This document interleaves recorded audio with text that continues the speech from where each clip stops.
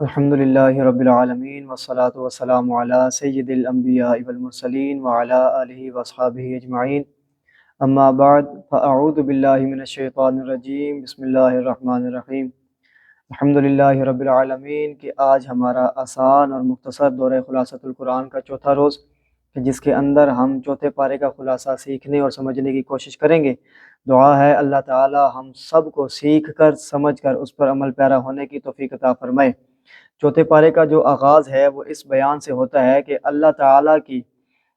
تعالیٰ کی راہ میں جو بھی مال خرچ کیا جائے گا اس کے مطابق اللہ تعالیٰ اس کا اجر عطا فرمائے گا،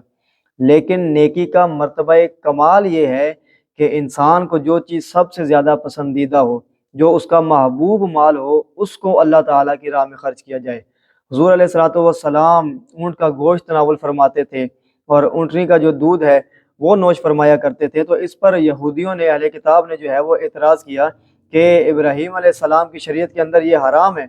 اگرچہ حضور علیہ السلام ابھی اپنی پیدائشی حالت پر تھے، آپ نے رسمی طور پر جو ہے لکھنا پڑھنا نہیں سیکھا تھا، پھر بھی حضور علیہ السلام نے انہیں چیلنج دیا کہ اگر تم اپنے اس قول میں سچے ہو تو ٹھیک ہے، پھر تورات کو لے آؤ اور مجھے دکھا دو اس کے اندر یہ لکھا ہوا ہے یا نہیں لکھا ہوا۔ اگر اس کے اندر یہ نہیں لکھا ہوا تو تم لوگ اللہ تعالیٰ کی ذات پر بہتان باندھ رہے ہو، کیونکہ شریعت کے اندر کسی بھی چیز کو حلال کرنے کا یا حرام کرنے کا جو اختیار ہے وہ صرف رب تعالیٰ کی ذات کے پاس ہے، یا اللہ تعالیٰ کے اختیار کے ساتھ اس کے بھیجے ہوئے رسول کے پاس ہے کہ وہ کسی چیز کو حلال کر دے یا حرام کر دے۔ پھر ایسا ہوا کہ وہ لوگ اس کے اندر اس چیز کو نہ دکھا سکے، اسی لیے پھر اللہ تعالیٰ نے چوتھے پارے کی دوسری آیت کے اندر یہ بات فرمائی کہ بنی اسرائیل کے لیے ہر قسم کا جو کھانا تھا وہ حلال تھا۔ اللہ تعالیٰ نے ہر قسم کا کھانا ان کے لیے حلال کر دیا تھا، لیکن تورات کے نازل ہونے سے پہلے جو حضرت یعقوب علیہ السلام نے خود اپنے اوپر حرام کر لیا۔ یہاں سے یہ بات پتہ چلتی ہے کہ جو اونٹ کا گوشت تھا، اونٹنی کا دودھ تھا، وہ حضرت یعقوب علیہ السلام نے خود اپنے اوپر اس کی پابندی عائد کی تھی، اللہ تعالیٰ کی طرف سے وہ حکم نہیں تھا۔ جس طرح سیدنا عمر فاروق رضی اللہ تعالیٰ عنہ نے مسلمانوں کی تنگ دستی کی وجہ سے اپنے اوپر شہد کھانے کی پابندی عائد کر لی تھی۔ اس کے بعد آیت نمبر 98 اور 99 میں اہل کتاب کی اللہ تعالیٰ کی آیات کا انکار کرنے کا ذکر ہے، اور اسی طرح اللہ تعالیٰ کے دین سے منع کرنے کی مذمت کا بیان ہے، اور اگلی ہی آیات میں پھر مومنین کو اہل کتاب کی جو ہے پیروی سے منع کیا گیا ہے۔ اس کے بعد آیت نمبر 95 اور 97 جس میں صاحب استطاعت لوگوں پر حج کی فرضیت کا بیان ہے۔ اللہ تعالیٰ نے یہ بھی ساتھ بیان فرمایا کہ جو سب سے پہلا اللہ تعالیٰ کی عبادت کی جگہ ہے وہ اس زمین پر مکہ مکرمہ کے اندر بیت اللہ ہے۔ اس کے اندر واضح نشانیاں ہیں جس میں مقام ابراہیم بھی ہے اور یہ امن کی جگہ ہے۔ اس کے بعد آیت نمبر 103 سے لے کر 110 میں اتحاد امت اور فرقہ واریت سے، فرقہ بندی سے بچنے کا حکم ہے، یعنی کہ اللہ تعالیٰ نے فرمایا کہ حضور علیہ السلام کی بعثت سے پہلے تم لوگ ایک دوسرے کی جانوں کے دشمن تھے، ایک دوسرے کے خون کے پیاسے تھے۔ حضور علیہ السلام کی جب آمد ہوئی، جب حضور علیہ السلام تمہارے درمیان تشریف لائے تو انہوں نے تمہارے دلوں کو جوڑ دیا اور تم آپس میں ایک دوسرے کے بھائی بن گئے۔ اس کے بعد پھر دوبارہ اللہ تعالیٰ نے تاکید کے طور پر فرمایا کہ جب واضح دلائل آ چکے ہیں تو اب فرقہ بندی میں جو پچھلی امتیں گزری ہیں ان کی طرح فرقہ بندی میں نہ پڑ جانا، بلکہ اللہ تعالیٰ کی جو رسی ہے اس کو مضبوطی سے تھامے رکھو، اور جو لوگ فرقہ بندی میں بٹ جاتے ہیں ان کے لیے اللہ تعالیٰ نے عذاب عظیم کی وعید سنائی ہے۔ قیامت کے دن اہل ایمان کے چہرے جو ہیں وہ روشن ہوں گے، لیکن جو لوگ اللہ کے رسول کی نافرمانی کرتے ہیں ان کے جو چہرے ہیں وہ سیاہ ہوں گے۔ اس کے بعد آیت نمبر 110 میں امت مسلمہ کو فضیلت دیے جانے کا بیان ہے، اور پھر وجہ فضیلت بھی ان کی آگے بیان فرما دی گئی۔ اللہ تعالیٰ نے فرمایا کہ اللہ تعالیٰ نے تمہیں پیدا اس لیے کیا ہے تاکہ تم جو عالم انسانیت ہے ان کو نیکی کی دعوت دو، نیکیوں کی طرف بلاؤ اور برائی کے کاموں سے روکو۔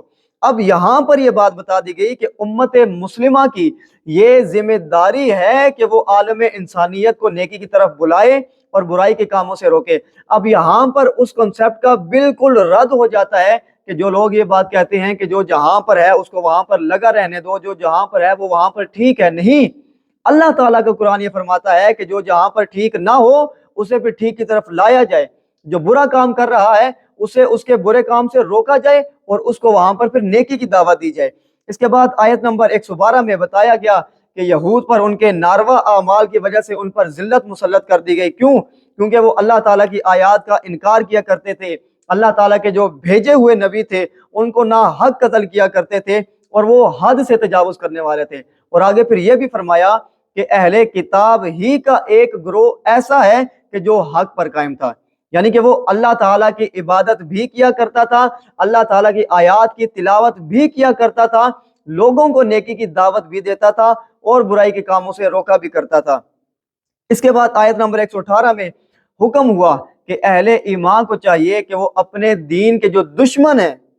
ان کو اپنا رازدار نہ بنائیں، کہ وہ مسلمانوں کی بربادی میں کسی قسم کی کوئی کسر نہیں چھوڑیں گے، یعنی کہ جو مسلمانوں کی بربادی ہے وہ انہیں خوش کر دیتی ہے۔ یہاں پر یہ بات فرمائی گئی کہ ان کی جو مسلمانوں کے ساتھ نفرت ہے،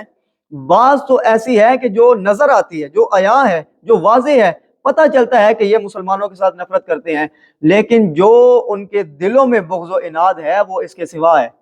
یعنی کہ سمجھ لیجئے ان کا حلیہ جو ہے وہ منافقین والا ہی ہے۔ جب منہ پر آئیں گے تو وہ کہیں گے کہ بڑے محبت کے دعوے کریں گے، جی ہم آپ سے بڑے محبت کرتے ہیں، ہم آپ کے بڑے مخلص ہیں، آپ کی خیر خواہی چاہنے والے ہیں، لیکن جب وہ آپ کے پیٹھ پیچھے ہوں گے تو وہ مسلمانوں کے لیے جو ہے وہ نقصان سوچیں گے، صرف اور صرف مسلمانوں کا نقصان کریں گے۔ پھر آگے فرمایا گیا کہ جو مسلمانوں کی راحت ہے، جو مسلمانوں کا سکون ہے، جب مسلمان خوشی میں ہوتے ہیں، سکون میں ہوتے ہیں، تو وہ لوگ تکلیف میں ہوتے ہیں کہ مسلمان سکون میں کیوں ہیں، اور جب مسلمان کسی تکلیف میں مبتلا ہو تو وہ لوگ خوشیاں مناتے ہیں کہ اچھا ہوا کہ مسلمانوں کو تکلیف ملی۔ اس کے بعد غزوہ بدر کی طرف اشارہ کرتے ہوئے آیت نمبر 122 میں فرمایا گیا کہ جب منافقین کا ساتھ چھوڑا تھا، منافقین نے ساتھ چھوڑا تھا غزوہ بدر کے اندر، تو مسلمانوں کے دو گروہ ایسے تھے کہ جن کی ہمتیں پست ہو رہی تھیں کہ اللہ تعالیٰ نے انہیں بچا لیا۔ اس کے بعد آیت نمبر 123 سے لے کر 128 میں غزوہ بدر ہی کا ذکر ہے کہ کس طریقے سے مسلمان ظاہری طور پر تو بہت کم تھے، لیکن اللہ تعالیٰ نے 3000 فرشتوں کے ساتھ مسلمانوں کی مدد کی، اور پھر مزید مدد کا اللہ تعالیٰ نے ان سے وعدہ بھی فرمایا، اور پھر آگے یہ بات فرمائی کہ اللہ تعالیٰ کا یہ جو مدد کرنا تھا، مجاہدین کی جو اللہ تعالیٰ نے مدد کی، یہ اسی لیے تھی تاکہ جو مسلمانوں کے دل ہیں اللہ تعالیٰ ان کو اطمینان عطا فرمائے۔ اس کے بعد آیت نمبر 130 میں ایک بار پھر سود کی ممانعت کا حکم ہے کہ اپنے مال کو دگنا یا چگنا کر کے نہ کھاؤ۔ آیت نمبر 133 اور 134 میں بیان ہوا اہل جنت، اہل حق کا شعار بتایا گیا ہے کہ یہ وہ لوگ ہوتے ہیں جن پر تنگ دستی ہو یا خوشحالی ہو، وہ ہر حال میں اللہ تعالیٰ کی راہ میں اپنا مال خرچ کرتے ہیں، اپنے غصے پر وہ لوگ قابو پانے والے ہوتے ہیں۔ یہ اہل جنت کا طریقہ کار بتایا جا رہا ہے، اور جو دوسرے لوگ ہوتے ہیں ان کی غلطیوں کو وہ لوگ معاف کرنے والے ہوتے ہیں۔ اس کے بعد مشرکین کی بات آگے بتائی گئی ہے اور خطا کاروں کی بات بتائی گئی ہے، مشرکین کا ذکر آگے آئے گا۔ خطا کاروں کے متعلق یہ بات بتائی گئی ہے کہ اگر کوئی شخص بدقسمتی کے ساتھ اللہ تعالیٰ کی کوئی نافرمانی کر بیٹھے، کوئی بے حیائی کا کام کر بیٹھے، کوئی برا کام کر بیٹھے، کوئی گناہ کر بیٹھے، اور پھر وہ اپنے گناہ پر شرمندہ ہو، تو اسے چاہیے کہ وہ اللہ تعالیٰ کی بارگاہ میں توبہ کرتے ہوئے پلٹ آئے۔ اللہ تعالیٰ تمام خطا کاروں کو بھی معاف فرمانے والا ہے، اللہ تعالیٰ تمام گنہگاروں کو بھی معاف فرمانے والا ہے۔ یعنی یہاں پر یہ بات بتا دی گئی کہ جتنا بڑا کوئی گنہگار ہو، اسے چاہیے کہ جب اسے یہ احساس ہو، اول تو یہ بات ہے کہ بندے کو احساس ہونا چاہیے۔ حضور علیہ الصلوۃ والسلام کی حدیث مبارکہ ہے کہ کسی شخص نے کوئی گناہ کیا اور پھر فوراً اپنے اس گناہ پر شرمندہ بھی ہوا اور توبہ بھی کر لی، تو وہ شخص ایسا ہی ہے کہ جیسا اس نے گناہ نہ کیا ہو۔ لیکن ہم لوگوں نے اسلام کا ایک پہلو نہیں دیکھنا، جبکہ ایک اور جگہ پر مفہوم عرض کرتا چلو فرمایا گیا کہ جو شخص ایک گناہ کرے پھر اس کی توبہ کرے، پھر وہی گناہ کرے، پھر اس کی توبہ کرے، یعنی کہ بار بار گناہ کو بھی دہرا رہا ہے، بار بار توبہ بھی کیے جا رہا ہے، تو وہ شخص ایسے ہی ہے جیسا وہ دین کے ساتھ مذاق کر رہا ہے۔ تو ان دونوں چیزوں کو مد نظر رکھتے ہوئے انسان کو حکمت عملی کے ساتھ اپنی زندگی میں چلنا چاہیے۔ اس کے بعد آیت نمبر 139 سے لے کر 143 کے اندر غزوہ احد میں جو افرادی قوت تھی اور اسباب کی کمی تھی، اس کی وجہ سے جو مجاہدین دل چھوڑ رہے تھے ان کو اللہ تعالیٰ نے تسلی دی ہے، اور یہ فرمایا ہے کہ اگر وقتی طور پر تم لوگوں کو کوئی تکلیف پہنچ رہی ہے تو ماضی میں بھی جو اہل حق گزرے ہیں انہیں بھی تکلیفیں پہنچتی رہی ہیں، اور تمہارا یہ تکلیفوں میں مبتلا ہونا تمہارے درجات کی بلندی کا سبب ہے۔ اور اس کے آگے پھر فرمایا کہ جنت کے حصول کے لیے، جنت میں جانے کے لیے مسلمانوں کو تکلیفیں برداشت کرنا پڑتی ہیں، اور جو اہل حق ہیں، جو مسلمان ہیں، ان کا یہ شعار نہیں ہے کہ وہ موت سے ڈرتے پھریں۔ اس کے بعد غزوہ احد ہی میں جب یہ افواہ پھیلا دی گئی کہ اعاذ باللہ حضور علیہ الصلوۃ والسلام شہید ہو گئے ہیں، تو عارضی طور پر جو مسلمان تھے وہ لڑکھڑا گئے۔ تو اللہ تعالیٰ نے پھر ان کے دلوں کو اطمینان دینے کے لیے یہ بیان فرمایا۔ اللہ تعالیٰ نے کہا کہ یہ محمد اللہ تعالیٰ کے رسول ہیں، ان سے پہلے بھی کئی رسول گزر چکے ہیں، اگر بالفرض قضاء الہی سے یہ دنیا سے تشریف لے جاتے ہیں یا شہید ہو جاتے ہیں تو کیا تم لوگ دوبارہ واپس اپنے پاؤں پر پلٹ جاؤ گے؟ یعنی کہ تم لوگ جیسا پہلے تھے ویسے دوبارہ سے بن جاؤ گے؟ نہیں، فرمایا گیا کہ حالات کیسے بھی کیوں نہ ہو، جو مومنین ہیں، جو مسلمان ہیں، ان کا طریقہ کار یہ ہے کہ وہ حق پر ڈٹے رہیں، حق کو نہ چھوڑیں، اگرچہ ان کے لیے حالات کیسے بھی کیوں نہ ہو جائیں۔ ان کا کام ہے کہ جو نبوی مشن ہے اس کو جاری رکھا جائے۔ اس کے بعد غزوہ احد کے بارے میں ہی انہی آیات میں بتایا گیا کہ جب مسلمان عارضی طور پر جو ہے ان کی ہمتیں پست ہو رہی تھیں اور طرح طرح کے گمان ان کے ذہنوں کے اندر آ رہے تھے، تو اللہ تعالیٰ نے ان پر نیند طاری کر دی اور اس کے اندر پھر انہیں ایک ایسی امید دلائی کہ جس کے ذریعے سے ان کی جو ہمت تھی وہ بند گئی، یعنی کہ ان کی ہمت مضبوط ہو گئی۔ اب اس کے آگے ان کے ذہنوں میں یہ خیال آ رہا تھا کہ اگر ہم لوگ مدینہ سے نکل کر احد میں نہ آتے تو شاید کہ ہماری جان بچ جاتی۔ تو اللہ تعالیٰ نے پھر ان کی اس بات کو آگے بیان فرمایا۔ اللہ تعالیٰ نے کہا کہ اگر تم اپنے گھروں میں ہو اور موت اس شخص کا مقدر ہو جو اپنے گھر میں ہے تو وہ خود بخود اپنے مقتل کی جانب چلا جائے گا، یعنی کہ کوئی بھی چیز موت کو نہیں ٹال سکتی۔ جب وقت مقررہ آ گیا تو پھر انسان نہ ایک لمحہ آگے ہو سکتا ہے اس سے اور نہ ہی ایک لمحہ پیچھے ہو سکتا ہے۔ موت برحق ہے اور بر وقت ہے، یعنی کہ اپنے وقت پر ہی موت کو آنا ہے۔ اس کے بعد ان آیات میں یہ بھی بتایا گیا کہ منافقین مسلمانوں کو بددل کرنے کے لیے طرح طرح کی باتیں کیا کرتے تھے، لیکن اللہ کی راہ میں جو موت ہے وہ اخروی انعامات کے حصول کا ذریعہ ہے۔ مطلب کیا ہے کہ جب بندہ دنیا کے اندر مشکلات کاٹتا ہے، آزمائشوں پر پورا اترتا ہے، تو جیسے ہی اس دنیا سے وہ رخصت ہوا، اس کی آنکھ بند ہوئی، تو اللہ تعالیٰ کے جو انعامات ہیں اس پر اس کا سلسلہ اس شخص پر شروع ہو جاتا ہے۔ اس کے بعد اللہ تعالیٰ نے یہ بیان فرمایا کہ جو لوگ ہمت جن کی ختم ہو گئی تھی غزوہ احد کے اندر، پھر جب وہ دوبارہ حضور علیہ الصلوۃ والسلام کے پاس تشریف لے آئے، حضور علیہ الصلوۃ والسلام کی بارگاہ میں آ گئے، تو حضور علیہ الصلوۃ والسلام نے ان کو معاف فرما دیا۔ پھر اللہ تعالیٰ نے آگے کیا فرمایا کہ اللہ تعالیٰ نے اپنی رحمت عظیم کے ساتھ آپ کو مسلمانوں کے لیے نرم دل بنا دیا۔ آپ نے ان کے ساتھ جو ہے، اگر آپ سخت دل ہوتے تو وہ آپ کے گرد و پیش سے بھاگ جاتے، یعنی کہ آپ کے قریب تک نہ آتے۔ بس آپ انہیں معاف کر دیں، ان کے لیے دعائے استغفار کریں، اور جو اہم امور ہیں، اہم کام ہیں، ان کے لیے ان کاموں کے لیے ان سے مشورہ مانگیں۔ اور اس کے بعد آگے پھر یہ بات فرمائی۔ اب یہاں پر اللہ تعالیٰ کا یہ جو فرمانا ہے کہ جب آپ کسی کام کا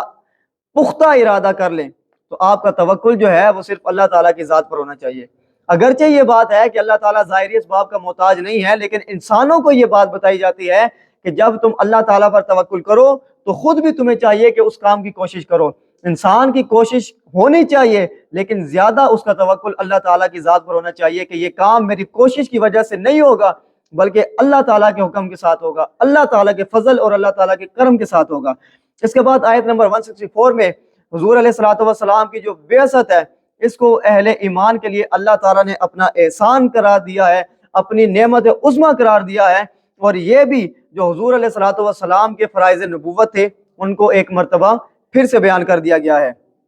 آیت نمبر 165 کے اندر جو ہم نے پیچھے دیکھا، غزوہ احد میں مسلمانوں کو تکلیفیں پہنچی، جو آزمائشیں ان پر آئیں، اللہ تعالیٰ نے فرمایا کہ غزوہ احد کے اندر جو مسلمانوں کو تکلیفیں پہنچی ہیں وہ ان کی اپنی جو حضور علیہ الصلوۃ والسلام کی انہوں نے حکم عدولی کی اس وجہ سے ان لوگوں کو وہ تکلیفیں پہنچی ہیں۔ اور فرمایا گیا کہ یہ منافقین کے لیے بھی اور مومنین کے لیے بھی،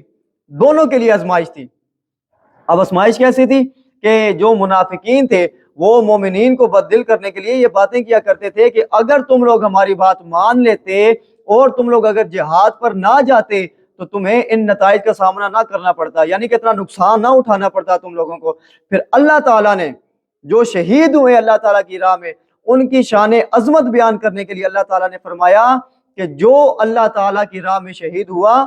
اسے مردہ کہنا تو دور کی بات ہے، اسے مردہ گمان بھی مت کرو، وہ اللہ تعالیٰ کے ہاں زندہ ہے، اللہ تعالیٰ کے ہاں اسے رزق دیا جاتا ہے، اور اللہ تعالیٰ نے اپنے فضل کے ساتھ اسے جو کچھ بھی عطا کیا ہے وہ اپنے رب کے اس دیے ہوئے پر بڑا ہی راضی ہے۔ اس کے بعد آیت نمبر 172 میں زخمی ہونے اور لوگوں کا جو بڑا لشکر ہے اس سے ڈرانے کے باوجود جنہوں نے حضور علیہ الصلوۃ والسلام کی آواز پر لبیک کہا اور شیطان کے بہکاوے میں نہیں آئے، ان صحابہ اکرام علیہم الرضوان اجمعین کے لیے اجر عظیم کا ذکر ہے۔ اور آگے پھر کافروں کو یہ بات بتائی گئی کہ تم لوگوں کو جو ڈھیل دی جا رہی ہے یہ تم لوگ کوئی مہلت نہ سمجھو، کوئی اپنے لیے آسانی نہ سمجھو، بلکہ یہ تمہارے لیے زیادہ تباہ کن ہے، کیونکہ تمہیں جتنا وقت ملے گا، تم جتنی اللہ تعالیٰ کی نافرمانیاں کرو گے، سرکشیاں کرو گے، اس کا جو وبال ہے وہ تمہاری جان پر آئے گا، اس کا جو عذاب ہے وہ تم ہی پر آنا ہے۔ آیت نمبر 180 میں پھر ان بخیل مالدار کہ جنہیں اللہ تعالیٰ نے اپنے فضل سے مال دیا اور وہ پھر اللہ ہی کی بارگاہ میں، اللہ ہی کی راہ میں اس مال کو خرچ نہیں کرتے، ان کے متعلق فرمایا گیا کہ تم کیا یہ گمان کرتے ہو کہ اللہ تعالیٰ نے تمہیں جو اپنے فضل سے یہ مال دیا ہے یہ تمہارے لیے بہتر ہے؟ نہیں، یہ تمہارے لیے برا ہے۔ فرمایا کہ تم نے یہ جو مال جمع کیا ہوا ہے جسے تم اللہ تعالیٰ کی راہ میں خرچ نہیں کر رہے، بروز معاشر یہی مال اس کا جو ہے وہ توق بنا کر تمہارے گلے میں ڈال دیا جائے گا۔ اس کے بعد آیت نمبر 181 میں جو اہل کتاب نے اللہ تعالیٰ کی شان میں گستاخی کی اس کا بیان ہے، اور پھر ہمیشہ کے لیے ان کا جہنم میں رہنے کا بیان ہے۔ آیت نمبر 183 میں رسول اللہ صلی اللہ تعالیٰ علیہ وسلم سے یہود نے جو مطالبہ کیا تھا اس کا ذکر ہے کہ وہ لوگ نبی کی صداقت کو تب مانتے تھے کہ وہ اللہ تعالیٰ کے لیے قربانی دے، یعنی اللہ تعالیٰ کی طرف سے آگ آئے اور اسے کھا لے، یعنی کہ جلا کر راکھ کر دے۔ پھر بتایا گیا کہ یہ محض ان کی ضد ہے، ان کی ہٹ درمی ہے۔ بتایا گیا جو پچھلے نبی تھے جنہوں نے یہ معجزہ کر دکھایا یہ لوگ تو ان پر بھی ایمان نہیں لائے۔ پھر آگے آیت نمبر 185 میں بتایا گیا کہ ہر ذی روح کو موت کا ذائقہ چکھنا ہے، اور جو کچھ اس نے اعمال کیے ہیں اس کا اس کو بدلہ دیا جائے گا، اور حقیقی کامیابی جو اصل کامیابی ہے وہ جنت کے اندر داخل ہونا ہے، اور یہی ہر انسان کے لیے، ہر مسلمان کے لیے اصل کامیابی بھی ہے۔ پھر بعد کی آیات میں اہل کتاب اور مشرکین کی طرف سے جو تکالیف پہنچتی ہیں ان پر صبر کرنا، تقوی اختیار کرنا، اس کو عزم الامور سے شمار فرمایا گیا ہے۔ آیت نمبر 187 میں اس بات کا ذکر ہے کہ اللہ تعالیٰ نے نبی پاک صلی اللہ تعالیٰ علیہ وسلم کی شان کو بیان کرنے اور ان کی شان کو نہ چھپانے کا جو اہل کتاب سے عہد لیا تھا، ان لوگوں نے بڑے ہی تھوڑے مال کے بدلے میں اللہ تعالیٰ کے اس عہد کو پس پشت ڈال دیا۔ اس کے بعد آیت نمبر 188 میں بغیر استحقاق کے جو لوگ تعریفیں سمیٹتے ہیں ان کے لیے دردناک عذاب کی وعید کا بیان ہے۔ پھر آگے آیت نمبر 190 کے اندر اس بات کی جو آیات ہیں بتایا گیا ہے کہ آسمانوں اور زمین کی جو گردش ہے، جو ان کی تخلیق ہے، جو لیل و نہار کی گردش ہے، دن اور رات کا پھرنا ہے، یہ عقل مند لوگ جو ہیں ان کے لیے یہ نشانیاں ہیں، وہ لوگ اس پر غور و فکر کیا کرتے ہیں، اور وہ لوگ اٹھتے ہوئے یعنی کہ قیام میں، بیٹھے ہوئے اور کروٹ کے بل لیٹے ہوئے، یعنی کہ ہر حال میں وہ آسمانوں اور زمین کے پیدائش میں اللہ تعالیٰ کی جو حکمتیں ہیں ان پر غور و فکر کیا کرتے ہیں، اور کہتے ہیں کہ اے ہمارے رب، تو نے ان میں سے کوئی بھی چیز جو ہے وہ بے مقصد پیدا نہیں کی، یعنی کہ کائنات، اس میں تمام جو اسرار و رموز ہیں، نظم و ضبط ہے، اور ایک نظر نہ آنے والا جو کنٹرول ہے، یہ اللہ تعالیٰ کی قدرت کی بہت بڑی نشانی ہے۔ اس کے بعد اللہ تعالیٰ کی قدرت و جلالت کی عقیدت میں وہ لوگ ڈوب کر یہ بات کہتے ہیں کہ ہم نے ایمان کے داعی کی استدعا کو سنا کہ اپنے رب پر ایمان لاؤ، سو ہم تجھ پر ایمان لائے، ہمارے گناہوں کو معاف فرما، ہماری خطاؤں کو مٹا دے، اور نیک لوگوں کے ساتھ ہمارا خاتمہ کر۔ اس کے بعد دوبارہ وہ دعا کرتے ہیں کہ اے ہمارے پروردگار، اپنے رسولوں کی زبانی تو نے ہم سے جس بات کا وعدہ کیا تھا ہمیں وہ عطا فرما۔ پھر اللہ تعالیٰ ان کی اس دعا کو قبول کرتے ہوئے جواب عطا فرماتا ہے۔ اللہ تعالیٰ نے فرمایا کہ اللہ تعالیٰ کسی بھی مرد ہو یا عورت ہو اس کے نیک عمل کو ضائع نہیں کرے گا، اور دین کی راہ میں سب کی قربانیاں، یعنی کہ جس نے جتنی بھی قربانی دی ہے اللہ تعالیٰ نے فرمایا کہ میں سب کا اجر دوں گا۔ اور اس سورت کی جو آخری آیات ہے اس کے اندر مومنین کو صبر کرنے اور ایک دوسرے کو صبر کی تلقین کرنے کا یہاں پر ذکر فرمایا گیا ہے، تعلیم دی گئی ہے۔ اور آگے فرمایا کہ پھر اپنی سرحدوں کی بھی حفاظت کرو تاکہ تم فلاح پا جاؤ۔ تو یہ تھا سورہ آل عمران کا خلاصہ جو آج یہاں پر مکمل ہوا۔ اس کے بعد سورہ نساء کا آغاز ہے۔ یہ مدنی صورت ہے، ترتیب مصحف کے اعتبار سے یعنی کہ جو کتابی شکل ہے اس کے اعتبار سے یہ قرآن کریم کی چوتھی صورت ہے، جبکہ نزول قرآن کے اعتبار سے یہ 92 نمبر پر موجود ہے۔ سورہ بقرہ کے بعد قرآن کریم کی سب سے طویل صورت ہے۔ اس صورت میں رشتہ داروں سے حسن سلوک کا بیان ہے، یتیموں کے حقوق کی ادائیگی کا بیان ہے، اور شادیوں کی جو تعداد ہے، 4 شادیوں کی تعداد بڑی مشہور ہیں، ان کا یہاں پر ذکر کیا گیا ہے۔ محرمات نکاح کا بیان ہے، یعنی کہ جن سے نکاح کرنا حرام ہے ان کا یہاں پر بیان ہے۔ اعمال صالحہ کی تلقین ہے، مسلمانوں کا مال جو ہے وہ ناحق کھانے کی یہاں پر اس سے روکا گیا ہے۔ اور اس کے بعد جو معاشرتی احکام ہیں، والدین اور رشتہ داروں کے ساتھ حسن سلوک اور بے شمار ایسی چیزیں ہیں جس کا اس صورت کے اندر ذکر کیا گیا ہے۔ پہلی آیت کے اندر اللہ تعالیٰ نے فرمایا کہ اے لوگو اپنے رب سے ڈرو جس نے تمہیں ایک شخص سے پیدا کیا اور پھر اسی شخص سے اس کی بیوی یعنی کہ حوا کو پیدا کیا، اور پھر انہی دونوں سے جو ہے کثیر تعداد میں مرد اور عورت کو زمین میں پھیلا دیا، یعنی اصل کے اعتبار سے تم سب ایک ہی ہو۔ اس کے بعد فرمایا کہ زیر کفالت جو یتیم ہیں ان کے مال کو اپنے مال کے ساتھ ملا کر نہ کھاؤ، اور یہ بہت بڑا گناہ ہے۔ پھر آگے فرمایا کہ ان کے ایک تو بات یہ ہوگی کہ ان کے مال کو اپنے مال کے ساتھ ملانا بھی نہیں ہے، اور آگے پھر فرمایا کہ جو تمہارا ناکارہ مال ہے، جو تمہارا اچھا مال نہیں ہے، برا مال ہے،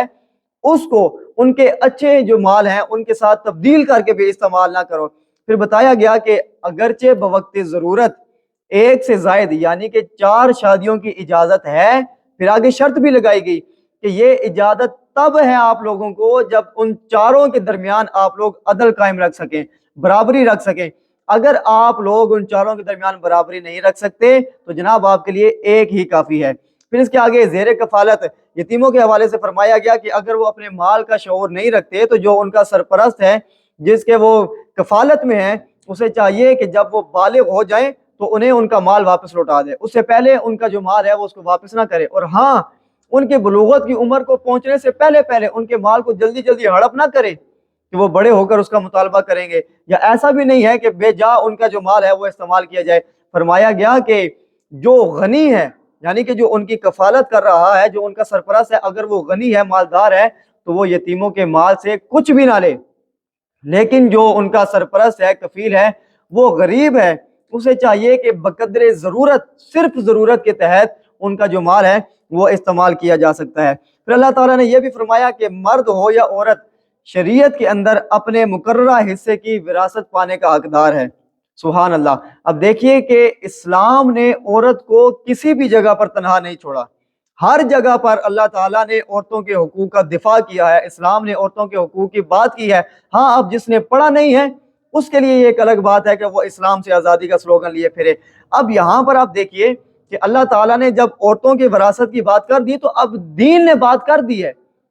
اب اگر آپ کو آپ کے گھر والے نہیں دے رہے تو پھر اسلام اسے بری ذمہ ہے، پھر آپ کا کام ہے کہ اپنے گھر والوں کے خلاف بات کریں، دین اسلام کے خلاف زبان درازی نہ کریں۔ پھر اللہ تعالیٰ نے آگے فرمایا، سفارش کے طور پر اللہ تعالیٰ نے یہ بات فرمائی کہ جب تم لوگ وہ وراثت تقسیم کر رہے ہو اور تمہارے وہ رشتہ دار آ جائیں کہ جو وراثت کے حقدار نہیں ہیں، تو نفلی صدقے کے طور پر انہیں کچھ نہ کچھ دے دیا کرو، جن کا وراثت میں کوئی حصہ نہیں ہے، ان کو کوئی چیز نہیں مل رہی۔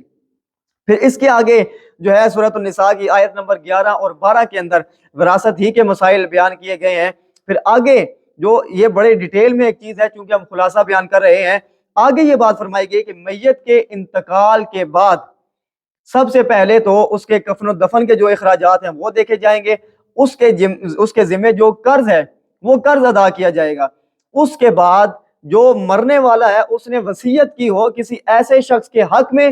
جس کا وراثت میں کوئی حصہ نہیں ہے، جو اس کا وارث نہیں ہے، تو اس کو زیادہ سے زیادہ بھی جو حصہ دیا جائے گا وہ 1/3 ہوگا اس کے کل مال کا، اور باقی جو حصہ ہے پھر اسی طریقے سے اس کی اولاد میں، اس کے ورثاء میں تقسیم کر دیا جائے گا۔ اس کے بعد آیت نمبر 15 اور 16 میں بدکاری کی ابتدائی اور عارضی سزا کا بیان ہے۔ جو مستقل سزا ہے وہ سورہ نور کے اندر نازل کی گئی ہے، اور اس کے لیے بھی 4 گواہوں کی شرط لگائی گئی ہے۔ اور توبہ کرنے والوں کے لیے اللہ تعالیٰ نے بخشش اور مغفرت کا بیان فرمایا ہے۔ آیت نمبر 17 میں اللہ تعالیٰ نے قبولیت توبہ کے اصول بیان فرما دیے ہیں کہ جن لوگوں سے کوئی گناہ سرزد ہو جائے اور غلطی کا احساس ہونے پر وہ جلدی توبہ کر لیں تو اللہ تعالیٰ کے ذمہ کرم ہے کہ اللہ تعالیٰ ان کی اس توبہ کو قبول فرما لے۔ لیکن جو لوگ اپنے گناہ پر ڈٹے ہوئے ہیں، کیے جا رہے ہیں، اسی حالت میں جو ہے فرشتہ اجل، جو موت کا فرشتہ ہے، وہ ان کے سر پر آ کر کھڑا ہو اور تب وہ لوگ کہیں کہ اب ہم لوگ توبہ کرتے ہیں، تو ان کی توبہ کی کوئی ضمانت نہیں ہے۔ اور پھر آگے فرمایا کہ جن کی موت کفر پر واقع ہو جائے ان کی نجات کی بھی کوئی ضمانت نہیں ہے۔ آیت نمبر 20 میں ارشاد ہوا کہ بیوی کا جو مقررہ مہر ہے، اب کم ہو یا زیادہ ہو، اس کو ادا کیا جائے۔ جو اپنے باپ کی منکوحہ ہے اس سے نکاح کرنا جائز نہیں ہے۔ اور اس کے بعد ان قرابت دار عورتوں کا بیان ہے کہ جن سے نکاح ہمیشہ کے لیے حرام ہے۔ اس میں مائیں شامل ہیں، بیٹیاں شامل ہیں، بہنیں شامل ہیں، پھوپھیاں شامل ہیں، خالائیں شامل ہیں، بھتیجیاں شامل ہیں، بھانجیاں شامل ہیں، ساس شامل ہے، اور دو بہنیں بیک وقت ایک نکاح کے اندر جمع کرنا یہ بھی اس کے اندر شامل ہے۔ یعنی کہ ڈیٹیل کے اندر اگر کوئی شخص چاہتا ہے کہ وہ یہ تمام جو ہم نے وراثت کے احکام ہیں وہ پڑھنا چاہتا ہے، یا جو حرمت والے رشتے ہیں جن سے نکاح کرنا حرام ہے وہ پڑھنا چاہتا ہے، تو اسے چاہیے کہ کسی مستند تفسیر کی طرف رجوع کرے، کیونکہ ہمارا جو اس وقت مین ویژن ہے وہ یہ ہے کہ آپ لوگوں کو قرآن کریم کا خلاصہ بیان کریں، ہم لوگ تفصیل میں یا تفسیر میں نہیں جا رہے۔ تو یہ اس کی آخری آیت تھی جس کے اندر ان محرمات نکاح کا بیان کیا گیا ہے۔ تو یہ آج کا ہمارا چوتھے پارے کا خلاصہ تھا جو آج ہم نے سیکھا سمجھا۔ دعا ہے اللہ تعالی ہم سب کو اس پر عمل پیرا ہونے کی توفیق عطا فرمائے۔ وما توفیقی الا باللہ۔